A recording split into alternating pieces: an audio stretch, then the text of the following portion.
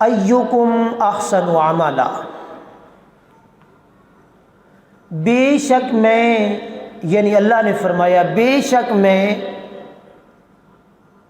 موت کا خالق ہوں اور زندگی کا خالق ہوں، یعنی موت کو بھی پیدا کرنے والا ہوں اور زندگی کو بھی پیدا کرنے والا میں اللہ وحدہ لا شریک ہوں۔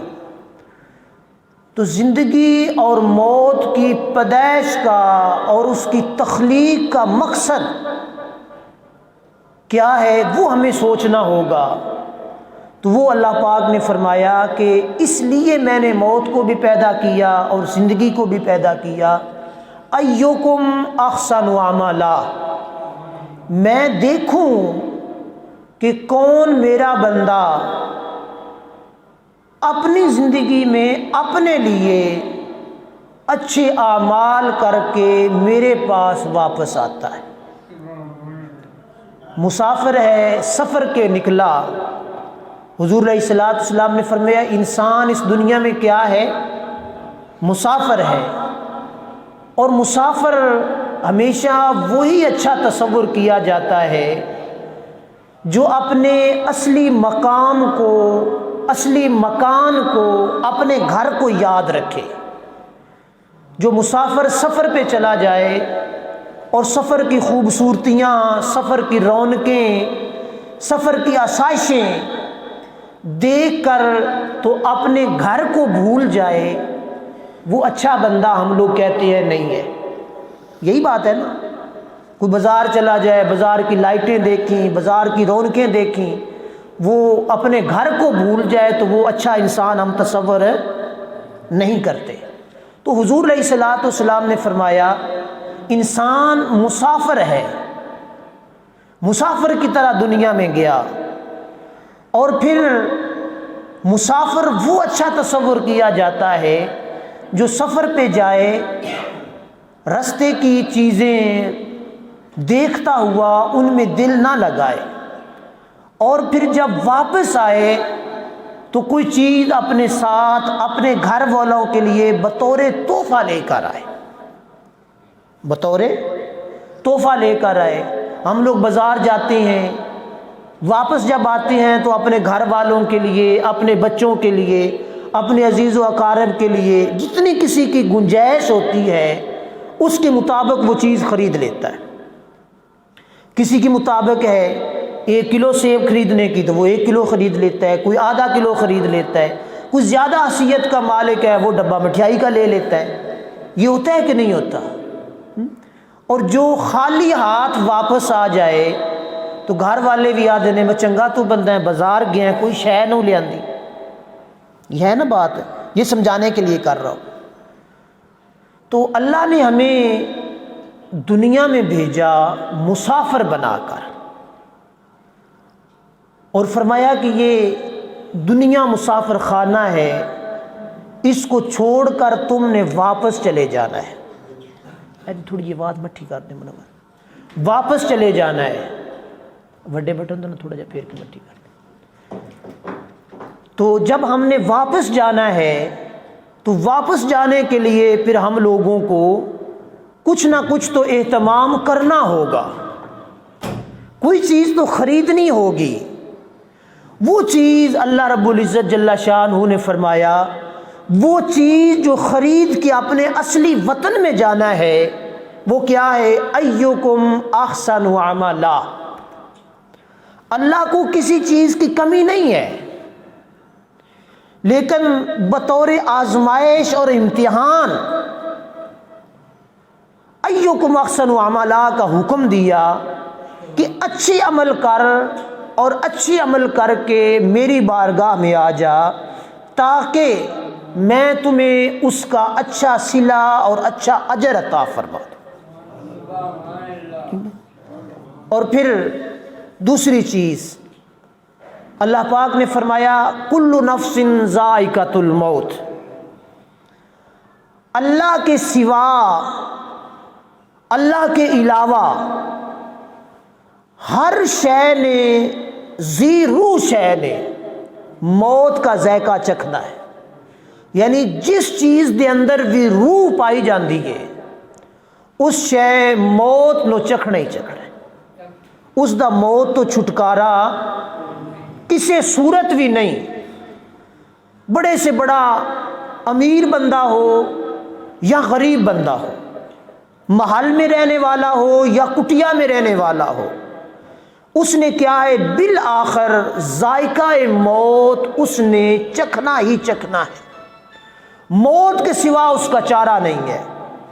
تو اللہ وحدہ لا شریک نے ساتھ ہی فرما دیا کیا ہوگا، وَإِنَّمَا تُوَفَّوْنَ أُجُورَكُمْ يَوْمَ الْقِيَامَةِ، اور پھر قیامت کے دن میں تمہیں تمہارے ان اعمال کا صلہ اور بدلہ عطا فرماؤں گا، جو بھی تم اعمال کرو گے ان کا صلہ اور بدلہ میں تمہیں ضرور بر ضرور اپنی طاقت اور قوت سے عطا فرماؤں گا۔ اب ہم لوگوں نے اپنی زندگیوں کے اندر دیکھنا ہے، اپنا مطالعہ کرنا ہے،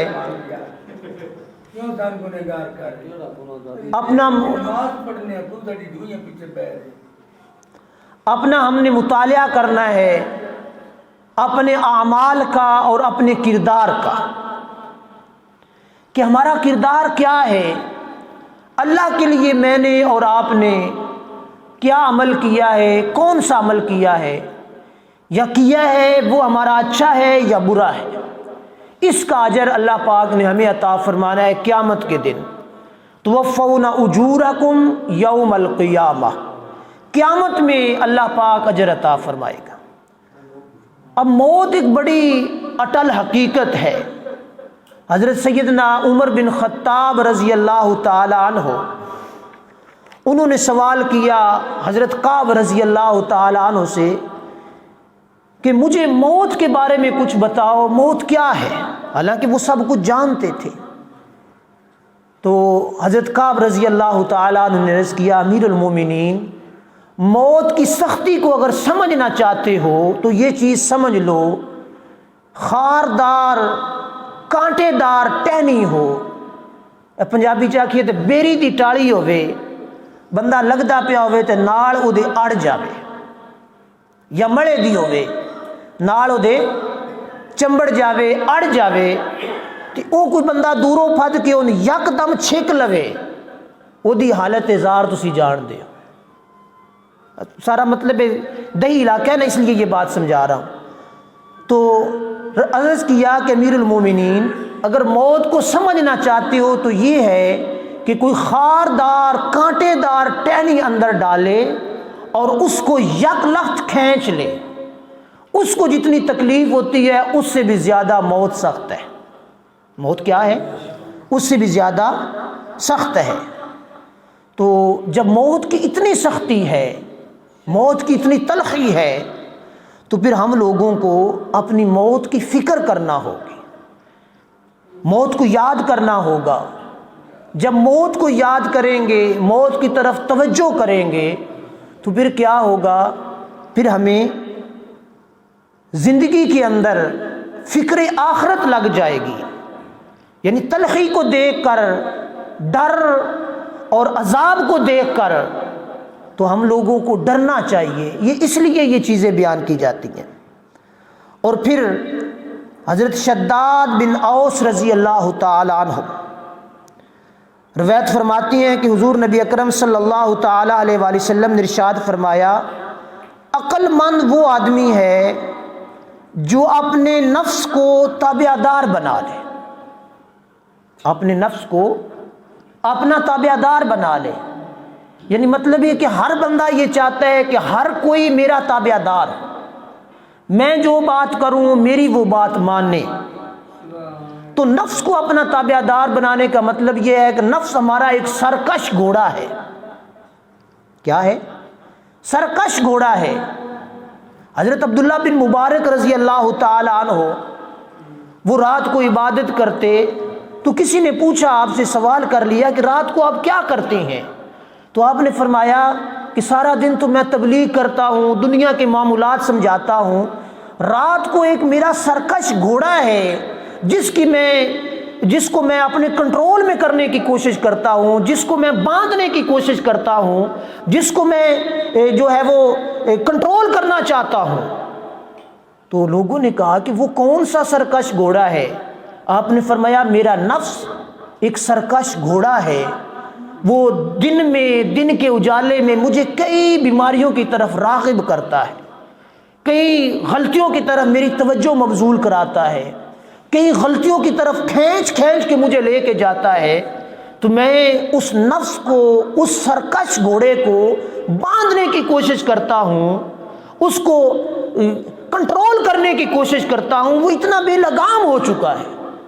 تو ہم لوگوں کو تو یہ چیز سمجھنا چاہیے کہ وہ جو اتنے پائے کے بزرگ، اتنے پائے کے دیندار لوگ، ان کی اگر یہ حالت زار ہے تو ہم لوگ تو نہ نماز ہے، نہ روزہ ہے، نہ اعمال صالح ہیں، کوئی بھی چیز ہمارے پاس نہیں ہے، تو پھر ہمارا جو گھوڑا ہے، نفس ہے، وہ کتنا آؤٹ آف کنٹرول ہو چکا ہے، ہمارے کنٹرول سے باہر ہو چکا ہے۔ کبھی ہمارے نفس نے ہم لوگوں کو روکا ہو اور ہم رکے ہوں؟ نفس جس چیز کی خواہش کرتا ہے، جس چیز کا حکم دیتا ہے، اس چیز کی طرف ہم بھاگتے ہوئے چلے جاتے ہیں۔ حرام کی طرف اس نے اشارہ کیا، ہم بھاگ گئے، گناہ کی طرف اشارہ کیا، ہم بھاگ گئے، غلطی کی طرف اشارہ کیا، ہم بھاگ گئے، کسی کا حق مارنا چاہا تو ہم نے مار لیا۔ جب اس کو کنٹرول کیا جائے گا تو پھر کیا ہوگا؟ وہ تابع دار ہو جائے گا، پھر تابع دار ہو گیا تو پھر وہ حرام کی طرف نہیں جانے دے گا، نہ وہ ہمارے حرام کی خواہش کرے گا، اور اگر خواہش کرے بھی تو ہم اس کو ڈانٹ جھڑک کے بٹھا دیں گے، نہیں یہ رستہ تیرا نہیں ہے، اس کی طرف نہیں جانا، برائی کی طرف ابھارے گا، ہم اس کو روک لیں گے، نہیں برائی کی طرف نہیں جانا، جھوٹ کی طرف ابھارے گا، جھوٹ کی طرف نہیں جانا۔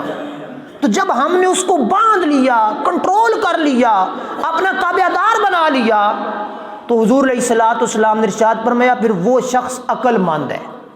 کون ہے وہ شخص؟ عقل مند ہے۔ تو اب میں نے اور آپ نے سوچنا ہے کہ کیا ہم نے اپنے اس نفس کے گھوڑے کو باندھ لیا ہوا ہے یا چھوڑ دیا ہوا ہے؟ نفس کی ہم تابع دار ہیں یا نفس ہمارا تابع دار ہے؟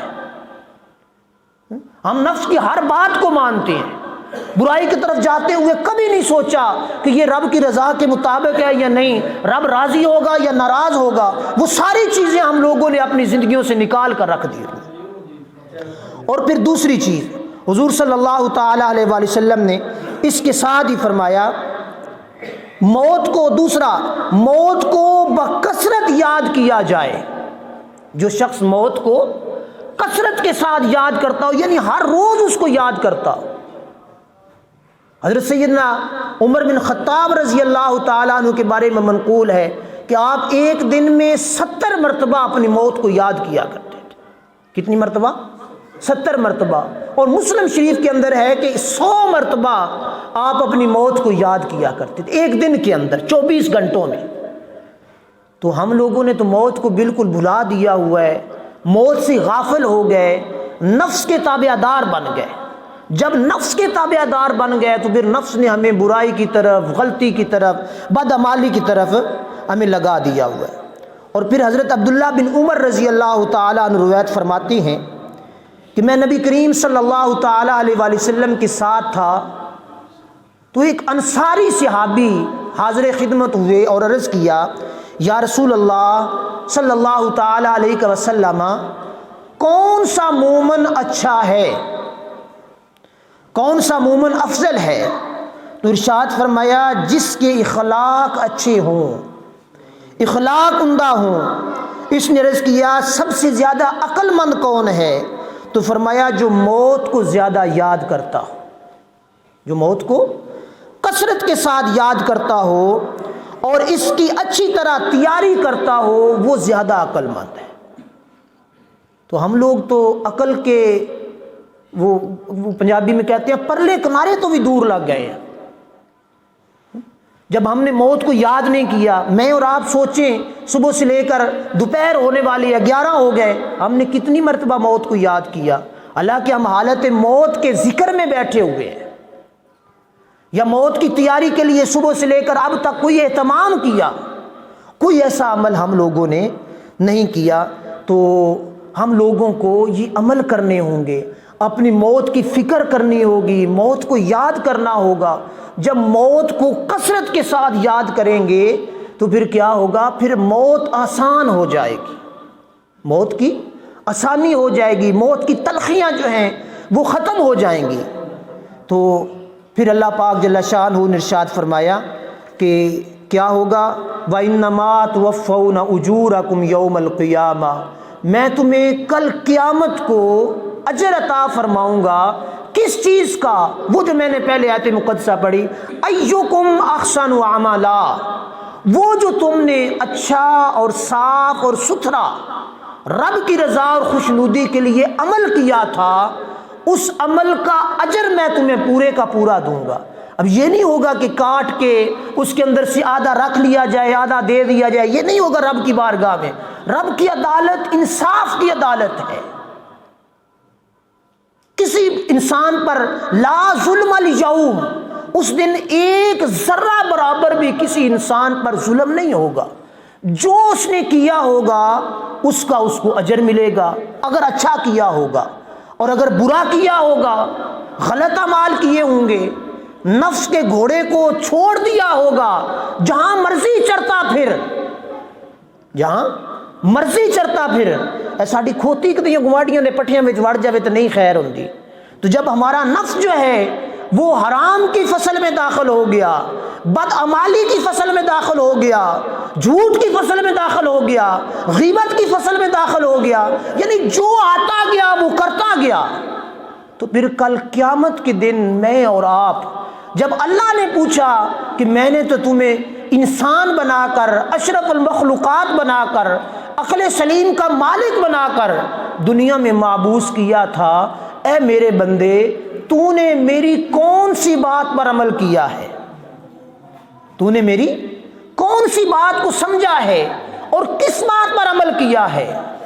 اور پھر موت جو ہے اس کے تو چھٹکارا ہے ہی نہیں، میں نے پہلے بتا دیا، اور قرآن مجید میں کہا وَجَاءَتْ سَكْرَةُ الْمَوْتِ بِالْحَقِّ ذَلِكَ مَا كُنْتَ مِنْهُ تَحِيدُ، موت پھر جب آ جاتی ہے اور حق کے ساتھ اور سختی کے ساتھ آ جاتی ہے، اور اس وقت کہا جاتا ہے یہ وہ موت ہے، جب مرتا ہے نا بندہ، مرنے کے قریب پہنچتا ہے، ذَلِكَ مَا كُنْتَ مِنْهُ تَحِيدُ، یہ وہ موت ہے جس کو تو بلا بیٹھا تھا، یہ وہ موت ہے جس سے تو ڈرتا نہیں تھا، یہ وہ موت ہے جس کو تو نے چھوڑ دیا تھا، جس کی فکر اور پرواہ نہیں کی تھی، یہ وہ موت ہے، لیکن یہ ہے برحق، یہ آنے کے بغیر رہے گی نہیں۔ کل نفس ذائقۃ الموت، موت اللہ کے سوا ہر ذی روح شے کو آئے گی۔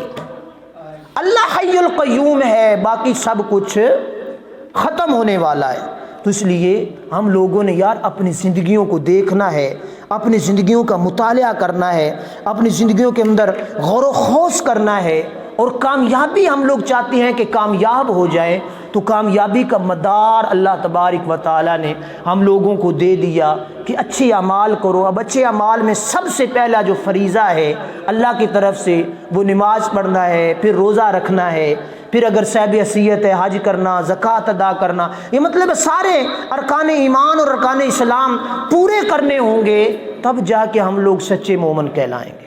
اور کثرت کے ساتھ ہم لوگ جب موت کی فکر کریں گے، موت کو یاد کریں گے، فکر آخرت کریں گے، تو انشاءاللہ تعالی ہماری زندگیوں کے اندر انقلاب آ جائے گا، ہماری زندگیاں خوبصورت آ جائیں گی۔